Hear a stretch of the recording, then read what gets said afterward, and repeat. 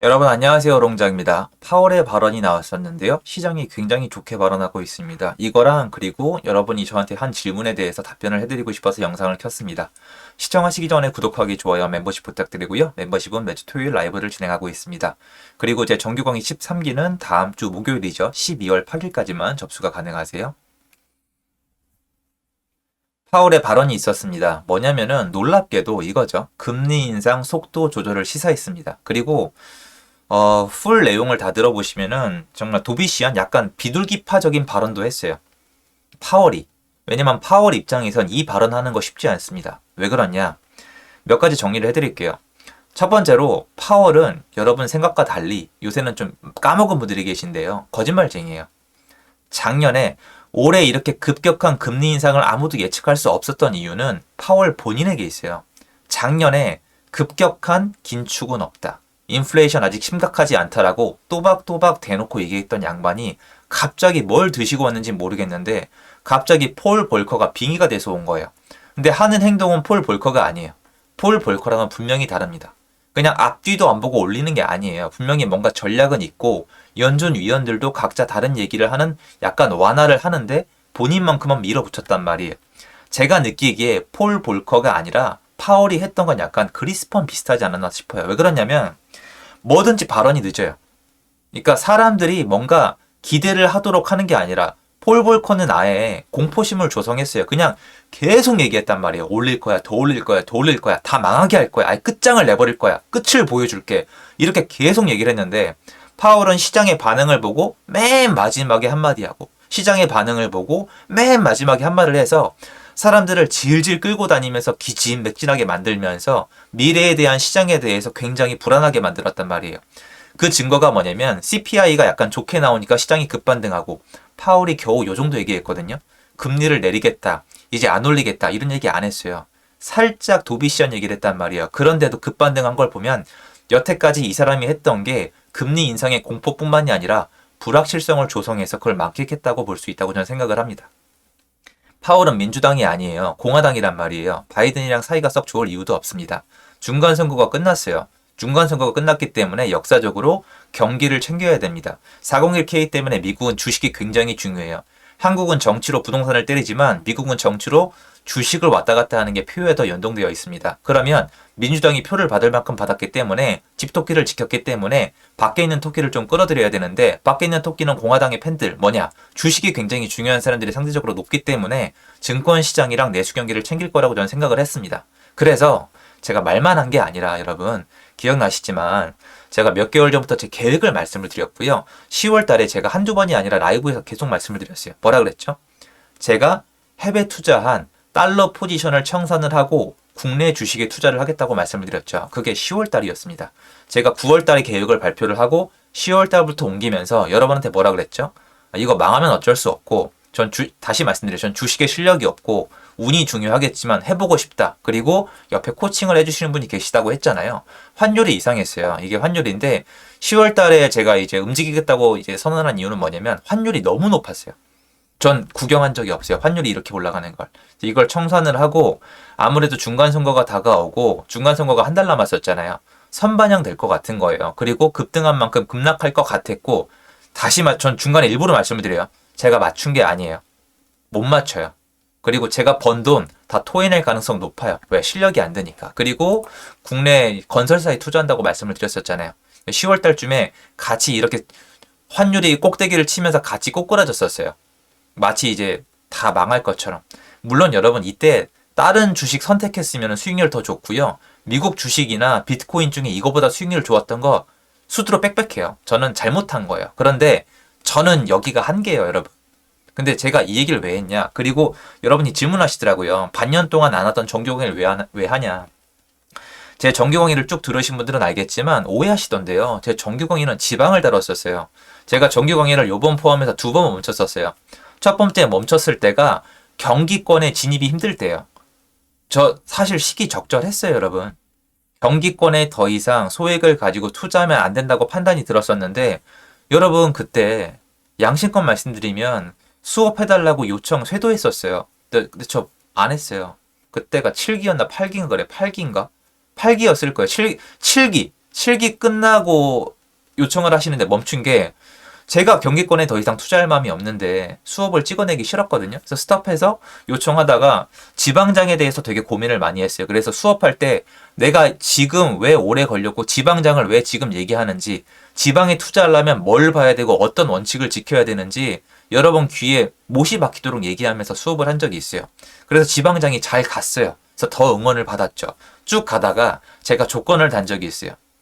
지방장에 내가 투자를 하는 원리는 다른 건 모르겠지만 올라가는 건 굉장히 리스크가 큰 유동성이지만 이 바닥을 지켜주는 건 전세가라고 계속 노래를 불렀죠.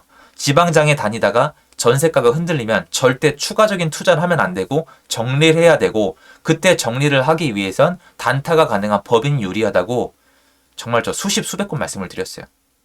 물론 시장을 제가 다 읽어냈다는 뜻이 절대 아니에요, 여러분. 그런데 6월 달에 직원들이랑 시장에 다니는데 이상한 거예요. 이상한 거예요. 전세가 옛날처럼 안 나가는 거예요. 월세 수요의 문제였어요. 지방은 서울보다 나중에 터졌거든요. 그런데 일찍 캐치하고 강의를 접은 거예요. 그때도 요청은 들어왔어요. 왜냐면 이미 투자하신 분들이 불안하기도 하고 더 투자하고 싶은 분도 계셨기 때문에. 근데 멈췄어요. 왜? 제가 그때 멈춘 이유는 바닥이 안 보이는 거예요.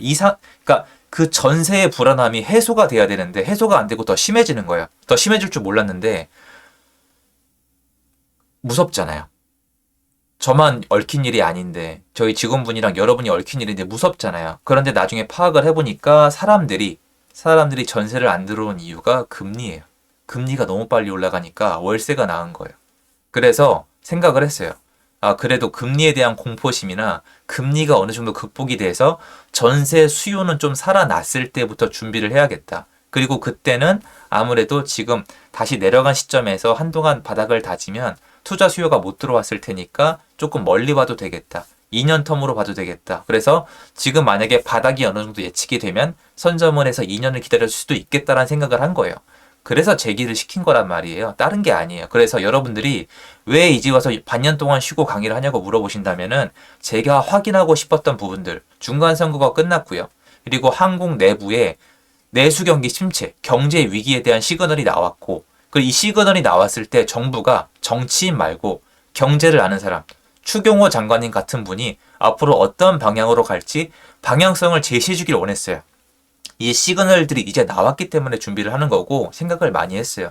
예전에도 보시면 아시겠지만 여러분 지금 7월달 이후로 폭락장에 새로운 수업을 찍어낸 분도 계세요. 양심껏 말씀드린다고 생각해요. 저 안 했어요. 건축 강의 해달라. 그리고 경매 강의 해달라. 여러분들이 댓글 달아주셔도 좋아요. 저한테 말씀 안 하셨나요? 하셨잖아요. 전 감사하죠. 근데 안 했단 말이에요. 시장이 이렇기 때문에. 이것도 마찬가지예요. 그래서 강의를 할 때는 저는 기준이 있고 제가 거의 같이 투자한다는 마음으로 해요. 실제로 같이 하고요. 제가 같이 투자 안 했으면 지금 이렇게 힘들 리가 없겠죠. 여러분 중에 저보다 데미지가 심한 분이 있을 가능성이 되게 적어요. 상당히. 제가 지금 고통이 제일 심할 거예요. 근데 당연히 감내해야 되겠죠. 그래서 전 말씀드린 대로 움직이고 있어요. 예. 달러 포지션 청산하고 국내 주식 투자하고 있고요. 어떻게 될지 몰라요, 여러분. 제 실력이 뭘 알아요. 그냥 하면서 배우는 거죠. 그리고 파월이 예상대로 중간 선거 이후에 태도를 약간 변하기 시작을 했는데 이건 지켜봐야죠.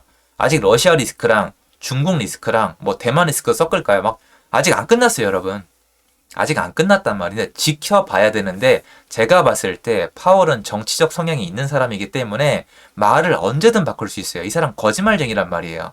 또 바꿔도 이상할 게 없어요. 이런 식으로 질질 가다가 여러분 차라리 이대로 가다 경기 침체됐으면 나중에 부양책 써야 되거든요. 미국이 쓸 수 있는 부양책은 하나예요. 미국이 부양책을 써야 되는 하나예요. 써야 되는 이유는 패권 국가를 지키기 위해서여야 돼요. 그리고 이제 그걸 지키는 방법은 단 하나예요. 달러 찍어내는 것밖에 없어요. 얘네 달러 찍어내는 거 외에 할 수 있는 거 이제 아무것도 없어요. 그런데 그 달러가 너무 무섭죠. 전 세계에 퍼져 있기 때문에 아무도 미국이 망하는 걸 원치 않아요. 미국은 사기 국가예요. 무적의 사기 국가.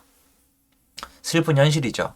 근데 한국은 여기 끌려갈 수밖에 없거든요. 그런데 금리 인상을 여러분 이렇게 생각하시면 돼요.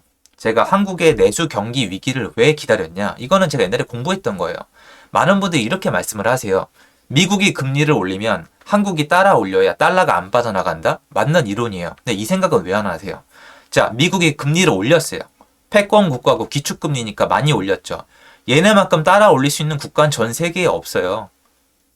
개발도상국은 따라 올리면 무조건 파산해요. 그런데 한국이 따라 올렸다? 망하겠죠. 따라가는데 중간에 만약에 기업이 파산되고 망하면 어떻게 될 것 같아요? 돈 다 빠져나가요. 한국은 IMF가 왔던 국가예요. 한국이 불안정하다는 거 다 알아요.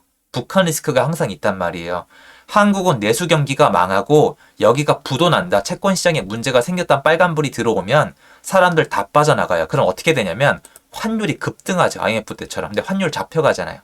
그러니까 뭐냐면은 금리를 따라 올리는 것도 중요한데 금리를 따라 올리는 것보다 내수 경기를 지켜야 한국이 살아남는단 말이에요. 그래서 지금 보시면은 여러분 파월이 금리 인상을 멈췄나요? 12월 달에 아마 빅스텝 할 가능성 높잖아요. 근데 환율은 꺾이고 있어요. 그냥 꼬꾸라지고 있단 말이에요. 오늘 1200원대 나왔었어요. 그러니까 한국이 무조건 무한대로 미국을 따라 올리기만 한다는 생각은 옳지 않아요. 그리고 우리한테 정작 중요한 건 부동산 시장에서 한국의 금리예요. 그리고 일단 국내 은행들이 예금 금리를 너무 높였어요. 예금 금리를 너무 높이니까 사람들이 투자할 돈이 글로 다 넣었단 말이에요. 그리고 돈이 있는 전세 자금도 다 글로 들어갔단 말이에요. 그래서 여러 가지 지금 굉장히 안 좋은 시기인데 만약에 여러분이 봤을 때, 여러분이 봤을 때요. 제 얘기가 아니라 전 일반 영상에서 조심하겠다고 말씀을 드렸고요. 이거는 알아주세요. 정규 강의는 저는 이제 어떻게 할 거냐면 제가 할 얘기는 다 할 거예요. 여러분이 제 어투나 말투가 거슬리더라도 할 얘기 진짜 다 할 거예요. 저도 좀 하고 싶은 얘기들이 있는데 너무 조심스럽게 되는 시기는 맞아요. 근데 다 할 거예요. 예전에도 다 했지만 진짜 다 할 거예요. 저도 쌓인 게 있기 때문에 저도 공부해오고 제가 기회를 보는 게 있단 말이에요, 여러분. 근데 이제 저도 하고 싶어요, 그런 얘기들을. 근데 여러분이 만약에 보시기 이제 바닥에 다가갔다? 만약에 그러니까 여러분 생각이에요. 바닥에 다가갔다면 이 생각은 해보세요. 부동산은 여러분이 산 다음에 2년 있다 팔아야 돼요. 전세를 놓으실 거면 4년 후까지 생각을 해야 돼요. 그거는 꼭 알아두세요. 주식처럼 지금 바닥이 다가왔는데 반등하면 사겠다가 아니라 부동산은 바닥이 다가왔을 때 주식은 호가창대로 사야 되잖아요. 부동산은 바닥이 다가왔을 때 바닥을 치면은 시중에 있던 급급 금매가 다 없어져요. 정말입니다, 여러분. 그러니까 그래프에 나와 있는 것보다 내가 새로운 바닥을 쓸 수 있는 기회가 없어지기 때문에 눈엔 안 보이지만 한번 올라가는 거예요. 예를 들어서 20억까지 갔던 단지가 14억까지 빠졌다고 쳐요. 근데 이 14억까지 빠졌던 단지에 14억이 만약에 거래가 하나가 된 거면은 갑자기 분위기가 바뀌면 14억짜리 매물은 없어져요. 지금 그 현상이 점점 일어나고 있는 곳이 있어요. 직접 나가서 확인해 보세요. 잠실이 그래요, 지금. 잠실 엘리트가 지금 그러고 있어요. 놀랍게도. 지금 겨우 15억 그거 하나 풀어줬다고. 지켜봐야 되는데 여러분이 그런 현상을 체크하면서 만약에 내 집 마련을 급급 금매로 하고 싶다? 경매나 공매로 받고 싶었다? 그러면 한번 공부를 해보시고 생각을 해보실 타이밍이긴 해요. 이것만 보고 움직이라는 게 아니에요. 왜냐면 지금 결국 부동산 시장에 바닥을 때리고 있는 건 전세 시장이에요, 여러분. 안 보이실 수도 있는데 지금 사실 사람들이 매도가 안 되는 사람들이 전세를 편하게 놓을 수 있으면 상관이 없고 매매 거래량이 살아나도 걱정이 없고 전세가 잘 나가도 걱정이 없는데 지금 집을 가진 사람들이 지탱할 게 아무것도 없어요. 대출도 안 해줘, 전세도 안 나가, 매매도 안 돼. 말 그대로 집 가진 애들이 죽어나가는 시장이란 말이에요. 그럼 여러분이 봤을 때 이럴 때가 기회가 아니면 언제가 기회라고 생각하세요?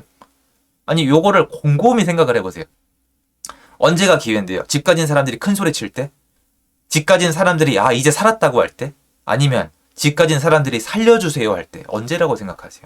저는 항상 조금 다르게 생각할 필요가 있다고 생각을 해요. 그래서 이런 것들을 전 이렇게 생각을 하고 정리를 하고 있고 아무튼 앞으로 가는 시장을 같이 지켜보면은 공부할 부분이 많이 나올 거라는 생각이 들어요. 그래서 오늘 좀 분위기가 다시 지나가기 전에 내용을 정리하고 싶어서 영상을 찍었습니다.